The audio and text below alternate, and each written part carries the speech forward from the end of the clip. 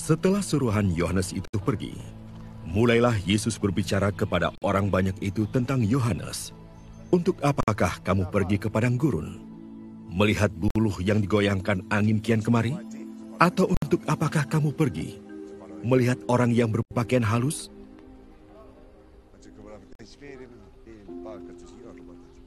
Orang yang berpakaian indah dan yang hidup mewah, tempatnya di istana raja. Jadi untuk apakah kamu pergi? Melihat nabi? Benar, dan aku berkata kepadamu, bahkan lebih daripada nabi.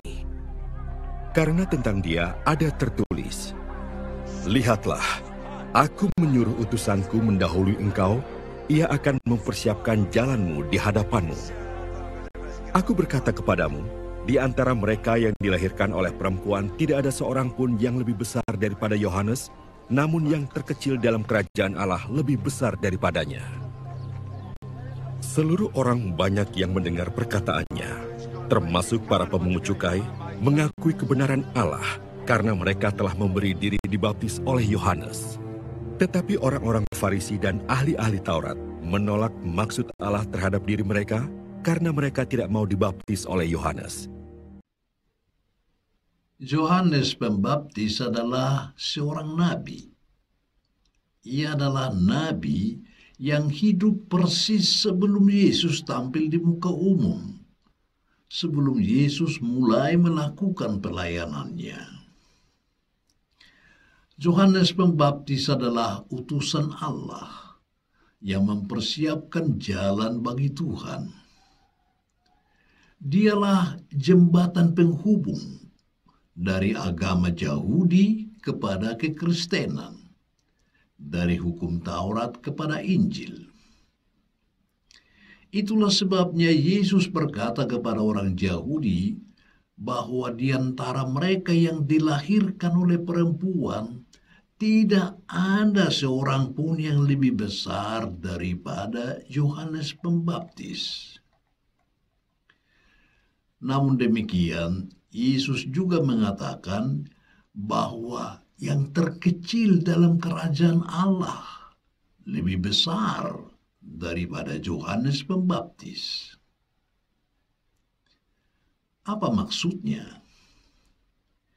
Ini menunjukkan bahwa Yohanes Pembaptis sebenarnya belum melihat kerajaan Allah pada masa hidupnya. Kerajaan Allah itu baru nyata sesudah kematian Tuhan Yesus.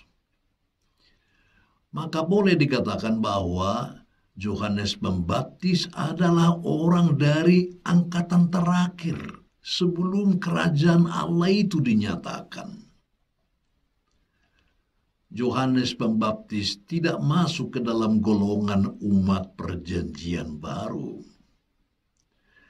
Karena itu dikatakan bahwa orang yang terkecil dalam kerajaan Allah lebih besar daripada Yohanes Pembaptis. Dalam perjanjian lama, manusia hanya bisa sampai level baik atau setinggi-tingginya ke level berkenan. Namun dalam perjanjian baru, manusia dapat sampai ke level sempurna karena memiliki contoh atau teladan, yaitu Yesus Kristus. Ukuran orang perjanjian lama adalah bagaimana mereka melakukan hukum Taurat, sedangkan ukuran orang perjanjian baru adalah bagaimana mereka dapat hidup sempurna seperti Tuhan Yesus Kristus. Yesus menyampaikan ini bukan untuk merendahkan Yohanes Pembaptis, tetapi justru untuk menghormatinya sebagai nabi yang mempersiapkan perjanjian baru. Banyak orang datang kepada Yohanes Pembaptis, termasuk para pemungut cukai, yang dianggap orang Yahudi sebagai pendosa yang tak mungkin diampuni. Mereka itu semua memberi diri untuk dibaptis oleh Yohanes. Mereka mengakui bahwa Yohanes Pembaptis adalah seorang nabi, bahkan lebih daripada nabi-nabi yang lain, karena dia memberitakan pertobatan dan memberi baptisan sebagai lambang pertobatan itu. Yohanes mempersiapkan hati orang-orang di masa itu untuk dapat siap mendengarkan Injil dari Tuhan Yesus Kristus. Namun demikian, ternyata ada orang-orang yang menolak untuk dibaptis oleh Yohanes. Mereka ini adalah orang-orang Farisi dan ahli-ahli Taurat. Mengapa mereka menolak dibaptis? Jawaban paling tepat adalah karena mereka merasa tidak membutuhkan pertobatan.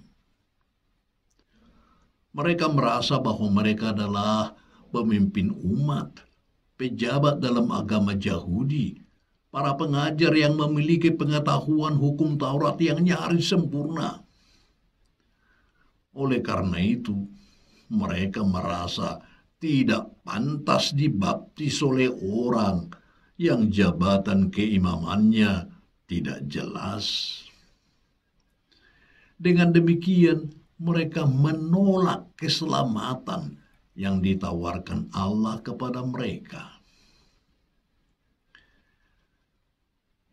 Tak lama lagi kita akan merayakan kedatangan Mesias. Hari kelahiran Tuhan di bumi ini sudah semakin dekat. Karena itu seruan pertobatan juga semakin gencar disuarakan. Dengan pertobatan kita menyiapkan hati menjadi palungan bagi lahirnya penyelamat itu. Bagaimana kita menanggapi seruan pertobatan itu akan menentukan pula bagaimana kita menyambut Mesias yang akan datang itu. Mereka yang memberikan diri untuk bertobat akan menerima kedatangan Mesias itu dengan hati terbuka. Sedangkan mereka yang menolak untuk bertobat sebenarnya menolak kedatangannya sebagai penyelamat. Persiapan yang diikuti dan dilakukannya selama ini sebenarnya lebih merupakan persiapan pesta saja. Persiapan hari gembira atau persiapan lahiriah belaka. Memang semuanya itu baik. Namun persiapan yang paling utama ialah persiapan batin. Itu tidak boleh dilupakan.